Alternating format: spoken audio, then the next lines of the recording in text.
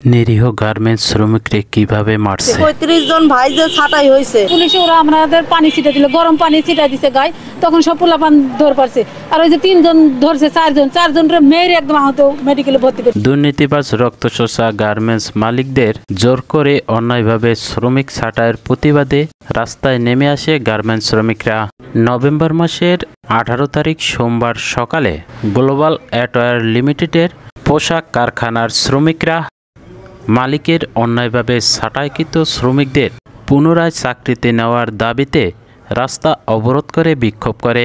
এক পর্যায়ে দুর্নীতিবাজ গার্মেন্টস মালিকের পালতু পুলিশ মানে শিল্প পুলিশ শ্রমিকের উপর গরম পানি ও টিয়ার সেল নিক্ষেপ করে শ্রমিকদের ছত্রভঙ্গ করে দেয়। এতে করে বেশ কয়েকজন শ্রমিক আহত হয়। এছাড়া মালিকের পালতু শিল্প পুলিশ শ্রমিকদের উপর লাঠিচার্জও করে। বিস্তারিত শ্রমিকের মুখ থেকে শুনে আসি। পুলিশে ওরা আমাদের পানি ছিটা দিল, গরম পানি ছিটা দিছে গায়ে, তখন সব পোলাপান ধর পারছে। আর ওই যে 3 জন ধরছে, 4 জন মেয়ের একদম আহত, মেডিকেলে ভর্তি করছে। ৩৫ জন ভাই যে ছাটাই হয়েছে, ওদের নিয়ে আমরা কর্মস্থলে ফিরতে চাই। এরা এটা সমাধান দিতেছে না, অকারণে তাদের বের করে দেওয়া। আসলে সরকার কি গার্মেন্টস শ্রমিকদের মানুষ বলে মনে করে না? সরকারের প্রশাসন বাহিনী সর্বদাই নিরীহ শ্রমিকের উপর অত্যাচার চালিয়ে যাচ্ছে।